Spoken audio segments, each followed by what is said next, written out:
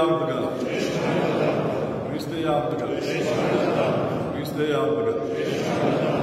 მოგეხსენებათ, რომ ჩვენ ასე ვესალმებით აღდგომიდან ამაღლებამდე და ასე ესალმებოდა სერაფიმ საროველი და მღვდელმთავარი გაბრიელ ფიქოზე ქრისტიანებს. სასურველია, რომ ჩვენ პირაობით მაინც მივესალმოთ ასე, იმიტომ რომ ყველაზე დიდი სასწაული, რომელიც კი მომხდარა ცისქვეშეთში, ეს არის განკაცებული ღმერთის აღდგომა და ჩვენ ქრისტიანები განსაკუთრებით უნდა აღვნიშნავდეთ მას და ყოველთვის უნდა გვახსოვდეს, რომ ჩვენი სარწმუნოების მთავარი დრიტა საფუძველი კლდე, საფუძველთა საფუძველი, ეს არის ქრისტეს მკვეთრი აღდგომა და ჩვენ ყოველ კვირა ამ დღესასწაულს ვზეიმობთ. 58 კვირა წელიწადში და ყოველ კვირას რომ არ ჩაქრეს ცეცხლი ჩვენს გულებში და საკუთრებელზე არ განელდეს ჩვენი აღსარებლობის სული და გული, ყოველთვის ვზეიმობთ მაცხოვრის აღდგომას. და აი აქედან გამომდინარე ჩვენ აღდგომის მარხვაში განსაკუთრებული კვირები აღვნიშნეთ და აღდგომის შემდეგაც განსაკუთრებული 6 კვირა გახლავთ და დღევანდელ კვირას ეწოდება ბრმად შობილის განკურნების კვირა, ანუ ბრმის კვირა ქვია და ზოგადად გესაუბრებით ამ დღის მნიშვნელობის შესახებ. თქვენ მოგახსენებათ, რომ წიგნთა შორის პირველესი წიგნი, რომელსაც ეწოდება წმინდა წერილი, ღვთივსულიერი წიგნები და ბიბლია, არის ბიბლია, რომელსაც ჩვენ უნდა ვკითხულობდეთ და რომელიც ყოველ ღვთისმსახურებაზე იკითხება ძველი და ახალი აღთქმიდან გარკვეული მონაკვეთები. და წმინდა წერილი ბიბლია შედგება ორი ნაწილისგან, ძველი და ახალი აღთქმა. ძველი აღთქმა მოგეხსენებათ არის სამყაროს შექმნიდან, ანუ შესაქმედან იწყება და მთავრდება მოლოდინით, რომ მობრძანდება ქალწულიდან მესია იესო ქრისტე და ძველი აღთქმის 39-ვე წიგნი ამის შესახებ სიმბოლურად მოგვითხრობს. ახალი აღთქმა იწყება განკაცებული ღმერთის შობით და მთავრდება აპოკალიფსით, რაც სამყაროს აღსასრულს ნიშნავს. და ჩვენ შეგვიძლია რომ ჩვენი გარკვეული ხედვით და თამამად შემიძლია გითხრათ, რომ აი წარმოვიდგინეთ შკალა რო დავყოთ 100%-ის, სად არის კაცობრიობის ისტორია დღეს? რომელ ადგილას არის? 30%-ზე, 40, 50, 60, 70. მე ვფიქრობ, შეიძლება ვცდები, რომ კაცობრიობის ისტორია უკვე 80%-ზე არის გაჩერებული. დარჩა რაღაც ალბათ 20% კაცობრიობის არსებობის და რა თქმა უნდა ჩვენი არსებობის. ჩვენ თანამედროვე ქრისტიანები შეიძლება ითქვას, რომ აპოკალიფსური მოვლენების მომსწრენი გახლავთ. ინდა დაიჯერეთ, ინდა არა, მაგრამ მე მგონი თუ ბოლოდროინდელ მოვლენებს გადავავლებთ თვალს, თქვენ ალბათ უკვე გჯერათ, რომ ისეთი რაღაცები ხდება, რაც არ მომხდარა არასდროს და ქრისტე ამბობს, რომ ისეთი უბედურება და ჭირი იქნება, რომელიც არ ყოფილა არასოდეს. ოღონდ ეს რაც იყო, ეს იყო მისი გარკვეული პრელუდია, გარკვეული შესავალი, მაგრამ ჩვენ ველოდება წინ საკმაოდ დიდი განსაცდელება. და ჩვენ ამის შესახებ უნდა უკვე ფაქტიურად ვისაუბროთ, უნდა მოვემზადოთ და უნდა გქონდეს გარკვეული შეხედულება და სწავლება. რატომ დავიწყე ამ ხელშესავალი? იმიტომ რომ ჩვენ ასევე ყველა უნდა ვიცოდეთ, რომ კაცობრიობის ისტორიას ისტორიკოსები და ყველა მოაზროვნე ადამიანები ყოფენ ორ ნაწილად: ქრისტეს შობამდე და ქრისტეს შემდეგ. ხა ცოტა ჩვენთან გადმოვიდეთ ასევე, მინდა თქვენს ასევე გირჩიოთ, რომ თქვენი ცხოვრება გაყავით ორად: ეკლესიაში მოსვლამდე, აფლისღებამდე, ეკლესიური ცხოვრების დაწყებამდე და შემდეგ. დღევანდელი სახარების გმირი, რომელზეც ჩვენ ამოვიკითხეთ, დაბადებიდან იყო ბრმა. ნახეთ რა საინტერესოა.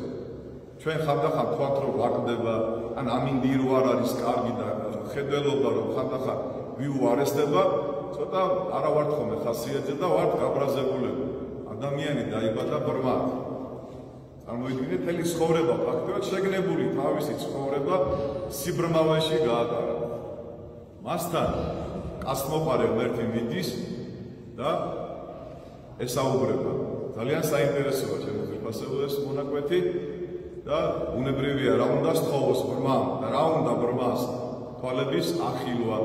მაცხოვარი ასეთი განკურნება მარტო ეს გამონაკლისი ხდება აი დღევანდელ სახარებაში მაცხოვარი თიხაზე დედამიწაზე დაანერწყვევს მოზილავს თიხას როგორც პირველად მოზილა ადამი ასეთი მსგავსი რამ წარმოიდგინეთ თვალებზე წაუსმევს თიხას ბრმას და აძლევს კურთხევას რომ წადის სილოამის აუზში რომელსაც ქვია ჩვენ ენაზე თქვა მოვლინებული დაიბანე პირი და თვალები აღეხილება მიდის ბრმაჩობილი ყოველივეს აღასრულებს რაც უთხრა ქრისტემ და მას თვალები აეხილება იმის მაგივრად რომ ადამიანებს დაუხარდნენ ფარისევლებს მწიგნობრებს და მის მეგობრებს რომ გაიხარონ ნახირამხელა სასწაული მოხდა პირიქით გაბრაზდებიან ვინ არის ეს კაცი ეს რომ გააკეთა თან შაბათია ვისა აქვს უფლება ადამიანს თვალები აუხილოს ეს მითხავ იმის მაგალითად რომ გაიხარო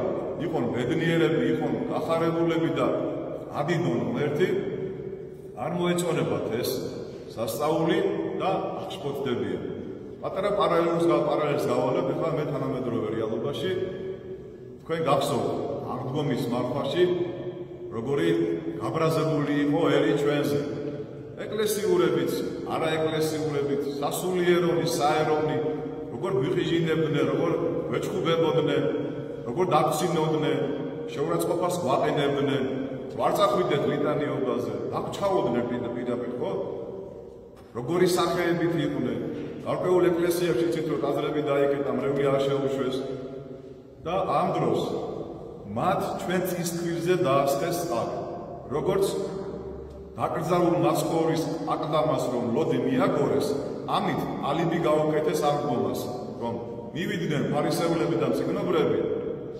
პილატესთან და ეუბნებიან რომ ამ მათგვარ წყალებში ქრისტეზე თქვა რომ მესამე დღეს უნდა აღდგეო და ლოდი მივაგოროთო რომ მოციქულებმა არ მოიპარონ მისი ცხედარი და მე არა თქვა რომ აღდგა ანუ წარმოუდგენელი იყო რომ რომაელი ჯარისკაცებს იქ ვინმე მიეშვა და ადამიანურ ძალას ლოდი გადაეგორებინა ანუ თვითონ გააკეთეს დამოწმება იმისა რომ ნამდვილად აღდგა ქრისტე აი ასე მთელი ცის ქვეშეთში საქართველოში თუ საქართველოს საზღვრებს გარეთ პირდაპირ ვიყურებდა აბა რა მოხდება ეხლა აღდგომა ღამეს ლიტანიობის შემდეგ შედგება კლასტერი დაინახავთ როგორ გააქანებენ მგლებს და მის მრევლს სამანტყოფოებში და კუბოებით გაიხსება ჯვარი აქავრობას და ყველა ოჯახებს მთელი საქართველო ხმა ჩაწყვეტილები არიან ჩემო ძვირფასებო არავის ხმას აღარ იღებს იმის მაგივრად რომ თქვა იდება შენ და ღმერთო რამხელა სასწაული მოხდა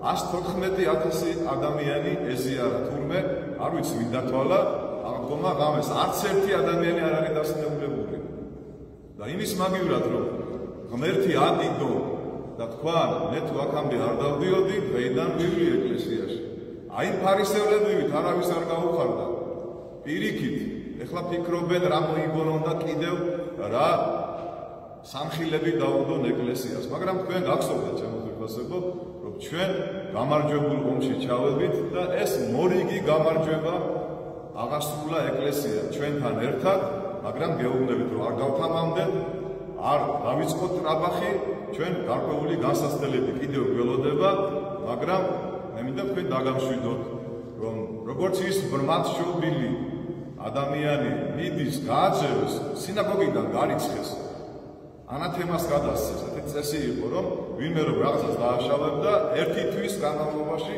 სინაგოგიდან ანუ ჩვენი ეკლესიიდან ადამიანი რომ გააძევო რომ დააყენო ასეთ მდგომარეობაში და მივიდა ქრისტე მასთან რომ მიგატოვოს ყველა არ მიგატოვებთ ქრისტე მიდის ქრისტე მასთან და ეუბნება რომ შენ წამს ძებთვისა ვინ არის უფალო ის რომ ვიწამო აი შენ წინ დგას და ესაუბრება და აღიარებს რომ მე წამს ძებთვისა აი ესე უნდა აღიაროთ თქვენ ჩემო ძვირფასებო რომ ჩვენ კი არ უნდა ვიამაყოთ აი ნახე რა მაგრები ვარ ეს ყველაფერი ჩვენი გადარჩენა ჩვენი გამარჯვება იესო ქრისტემ აღასრულა ერთი გონიერი ექიმი აღმოჩნდა ლევან რატიანი და თქვა ასეთი სიტყვები რომ უფლის სიყვარულმა გადაარჩინა საქართველო.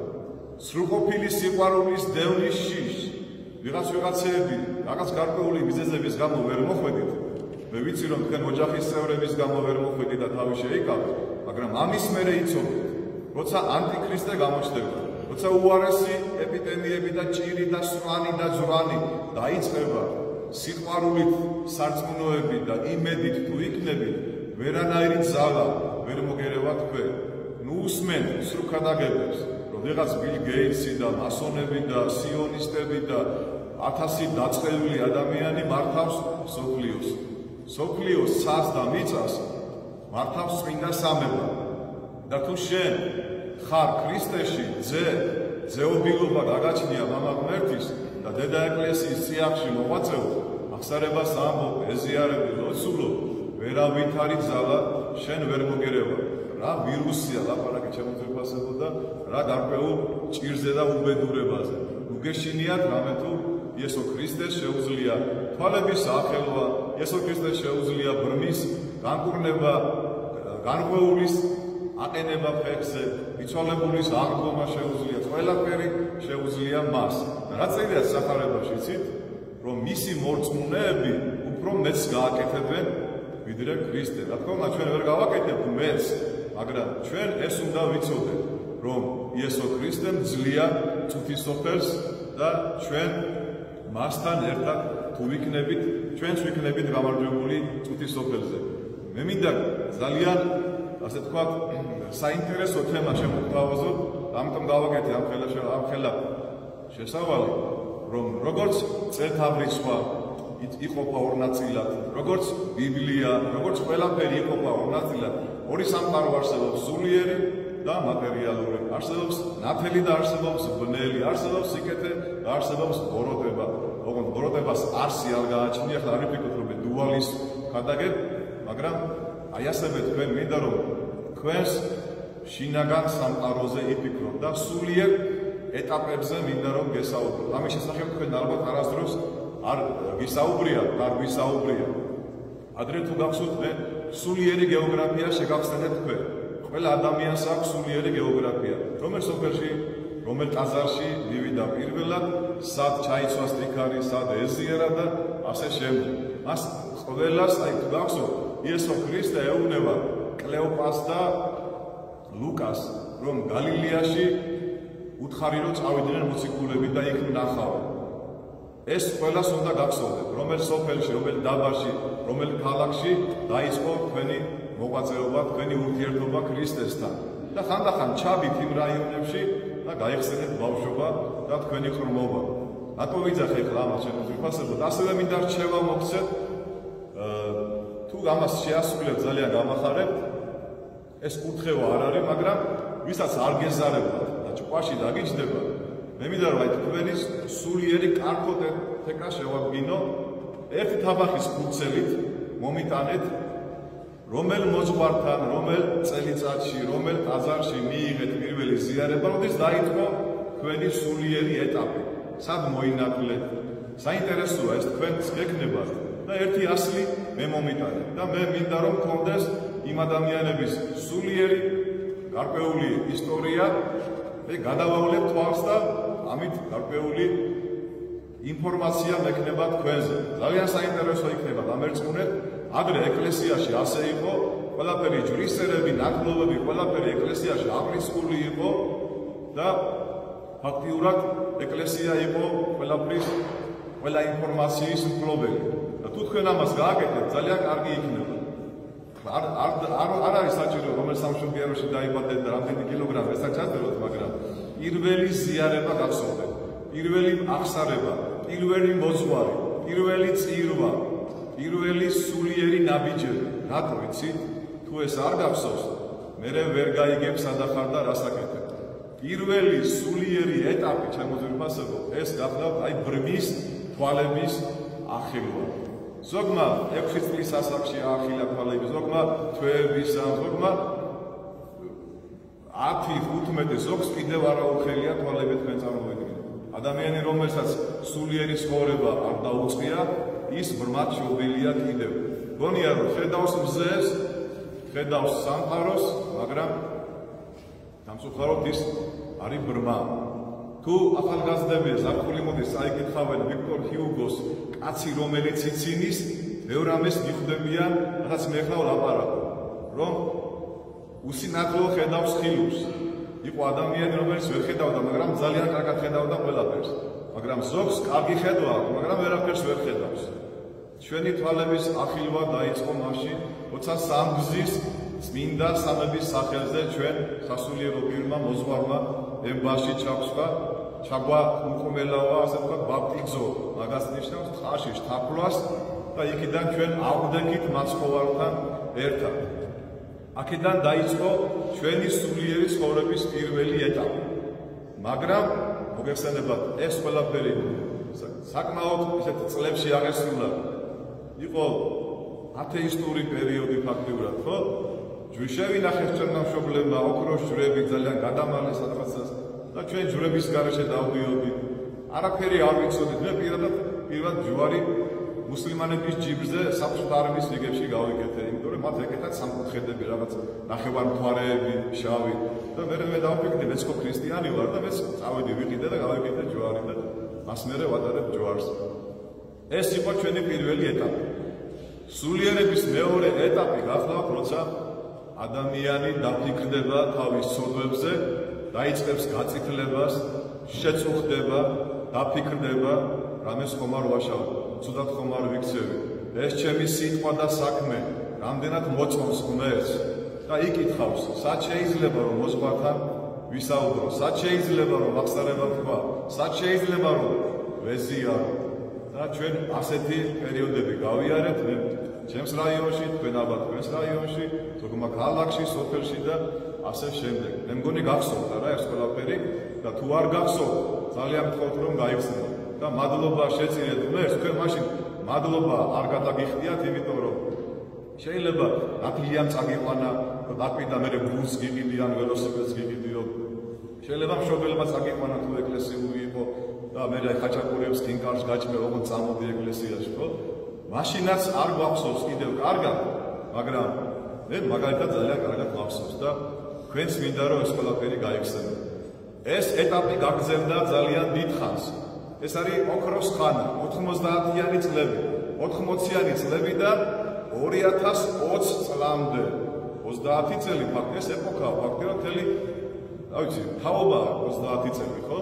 და რომ გვეგონა, რომ ჩვენ ყველაზე კარგი ქრისტიანები ვიყავით, ყავდა ძალიან ძლიერი მამები და ყველაფერი იყო რიგზე, უცბად მარტის თვეში გამოცხადდა რაღაც გარკვეული COVID-19 ეპიდემია, პანდემიის სახით და აგვიკრეს პირები, აგვიკეთეს აზრები, აგიწყეს გადაგება, რომ არ წახვიდე დაჯექი არ ეზიარო და ასე შემდეგ. ბევრი ადამიანის სულიერი ცხოვრების მესამე ეტაპი დაიწყო ამ დროს. არჩევანი გავაკეთოთ, წავიდე თუ დავრჩე, მივიდე თუ წამოვიდე, ვეზიარო თუ თავი შევიკავო. ხო, აი ამ შეკითხვებს კიდევ კარგად დაუკვირდით და თქვენ თავს შეკითხვები დაუსვით. მოვდიოდი თუ არ მოვდიოდი, მოვდიოდი, მაგრამ მეშინოდა. მინდოდა, მაგრამ ვერ მოვდიოდი. რას ვაკეთებდი, როგორ ვიქცეობდი, ხვალ კიდევ რომ გამეორდეს და გვეუბნებია რომ მეორე, მესამე და მეოთხე ეტაპი იქნება, რას გავაკეთებ, როგორ მოვიქცევი.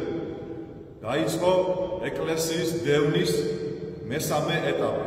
სულ 10 დევნა იყო, მაგრამ ეს ვიძახი როგორც ჩვენი სულიერი ცხოვრების ეტაპებში შეიძლება თამამად ითქვას, რომ დაიწყო შეფარვით, გარკვეული მედიცინის ენით, გარკვეული სასულიერო პირების გადაგებებით და იცოდეთ, მე არა ვარ წინასწარმეტყველი, მაგრამ გული მიგრძნობს, რომ შემდეგი შემოტევა ძალიან ორგანიზებული იქნება და სათავეში ჩაიყენებენ ეპისკოპოსებს და წყალებში კარგ მქადაგებელ მგლებს, რომლებიც ბიბლიიდან დაგიმტკიცებენ, რომ მართლები არიან და ამისი მაგალითები ძალიან ბევრია. ის ადამიანი ხაზგასმით აღნიშნავ, ვინც შეცდა და დააყოლა მრევლი და არ მოინანიებს და არ იტყვის რომ აპატიეთ, პეტრესავით შემეშინდა, პეტრეს თუ შეეშინდა, მე რა მოხდა რომ მე შემეშინდა, აპატიეთ, რომ ცუდად მოგეკეცით, გადაგთვალეთ, არ შემოგიშვი, ზოგან 10 კაცზე მეტი არ შეიძლებოდა, ზოგან სულ არ შეუშვეს, ზოგან დილით ჩაატარეს, ზოგან როგორ ჩაატარეს მერტმა იცის. და ეს ხალხი თუ არ მოინანიებენ, ეს ხალხი გაუძღვება მერე იუდასავით იმ ადამიანებს, ვინც შემოგვიტევენ, უფრო ორგანიზებული შემოტევა რო დაიწყება ეკლესიაზე. მიხვდნენ რომ ის ექიმები ვეღარ ქაჩავენ. ექიმების უკვე არავის აღარ ჯერა, იმიტომ რომ არა გამართდა მათი ნათქვამი, ხო? ამიტომ უფრო მობილიზებულები შემოგვიტევენ და თქვენ თუ დღეს თქვენი სულიერი ცხოვრების აი ამ ეტაპზე არ იდგებით მტკიცედ და შეურყევლად, ჩვენ დავმარცხდებით. ქრისტე გამარჯვებული დარჩება, მაგრამ ჩვენ შეიძლება დავმარცხდეთ, იმიტომ რომ არ ვიქნებით კარგად ორგანიზებულები. იმიტომ რომ შეგვეშინდება, იმიტომ რომ გვეგონება, რომ აი დამთავრდა ყველაფერი და რაღა იქნება და როგორ იქნება. არა, ჩემო ძირფასებო, არაფერი დღეს არ მთავრდება, ჩვენ ძალიან ბევრი დრო გვაქვს კიდევ, ის 20% რო გითხარით, შეიძლება იყოს 20 საუკუნე, მაგრამ თუ შეგეშინდა და თუ შენ არჩენილ ცხოვრებას გაატარებ როგორც მხდალი ადამიანი, იცოდე რომ შენ უკვე მკვდარი ხარ ფაქტიურად და ბრმა ხარ და უკვე მკელობელი ხარ და არაფერი აღარ გეშველება. აქედან გამომდინარე ზუსტად, აი ადრე სწორად არ გამიგოთ, ვერ ვიგებდი კარგად აღდგომის შემდგომ კვირების შინაარს. მინდა რომ შეგახსენოთ, უყურეთ, აღდგომის შემდეგ მეორე კვირა არის კვირას ხოლობა. 10 ადამიანი უმტკიცებს თომას, რომ ქრისტე აღდგა და ჩვენთან მოვიდა. არასჯერ, რატო? არ ეთყობათ არაფერი იმათ, რომ ნახეს აღდგომილი ქრისტე. ასე არ გვეთყობა ჩვენ, რომ ხანდაგებ ხანდახან. მარტო კვერცხები და პასკების გაცვლა კი არ არის აღდგომა. აღდგომის შემდეგ კი იყვნენ შეშინებული მოციქულები, სახლში ჩაკეტილები არიან ქურიათა შიშის გამო. მაგრამ როგორც კი სულიწმიდის მადლი გადმოდის, როგორც კი შეხვდებიან ქრისტეს, გამოდიან და უკვე არაფრის აღარ ეშინიან. და მეორე კვირა კვირას ხოლობა მაგიტომ დააბინა ეკლესია, რომ ჩვენში გაგვივდეს აღდგომის სმენა. მესამე კვირა რა საინტერესოა უყურეთ, რომ ქალები კაცებო არ გეწყინო, გამთენი ისას, არავითარი განათება რო არ არის და არანაირი ის რო არა, პატარეები რო არა, ხო? მიდიან დიდებული ქალბატონები ღვთისმშობელთან ერთად, რომ მაცხოვარს ბოლო პატივი მიაგონ. ისინი არ ელოდებიან, რომ აღდგომილი იქნება ქრისტე, რომ საფლავი სამარხი ცარიელი იქნება და როგორ ფიქრობ, რის იმედი ჰქონდათ, რომ ლოც ვინ გადააგორებდა, როგორ ფიქრობ, მაგრამ დარწმუნებულები იყვნენ, რომ ღმერთი ყველაფერს მანამდე მოაგვარებდა და ასე მოხდა კიდეც. შემდეგი კვირა, მეოთხე კვირა, ეს იყო განღვეულის კვირა. 38 წელი ადამიანი ეგდო ტბის ნაპირას და კაცი არ ყავდა, ვინც ჩაუშვებდა და განეკურნებოდა სილვამის ბიცედას ტბაში და ქრისტემ ეს ადამიანი გაამკურნა. და შემდეგი კვირა, ძალიან საინტერესო კვირა, ასევე ქალბატონებო გაამახვილეთ ყურადღება, სამარიტელის კვირა, იგივე ფოტინე სახელი, ვისაც ქვია ნათელა, ნათია, ასე აქედან მოდის ეს სახელი.